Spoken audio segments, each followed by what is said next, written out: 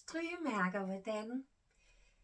Når du skal sætte et strygemærke fast, så skal du bruge strygejern, et viskestykke eller noget andet stof, et strygebræt, og så selvfølgelig strygemærket, som du ønsker at sætte på, og jeg vil sætte det fast på t-shirten her.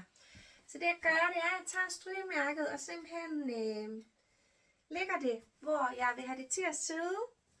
Tager viskestykke over og stryger i det her tilfælde med bomuldstemperatur, da blusen her kan tåle bomuldstemperatur. Strygejern skal selvfølgelig være indstillet til den temperatur, som stoffet kan tåle. Stryger cirka 15 sekunder over hele mærket, til det lige har sat sig fast. Så vender jeg vrangen ud og stryger på bagsiden. Det, der får mærket til at sidde fast, det er noget plastik, der sidder bag på mærket, og når det smelter, jamen, så virker det som lim og smelter ned i stoffet. Så nu her, når jeg stryger på bagsiden, så er jeg i den tætteste kontakt, jeg kan komme med det her plastik, og så sætter det sig rigtig godt fast. Cirka 30 sekunder på bagsiden. Vent med at vende vrangen ud til mærket er koldt. Det vil jeg ikke lade dig sidde og vente på nu her, så jeg gør det nu. Og så husk at vaske med vrangen ud.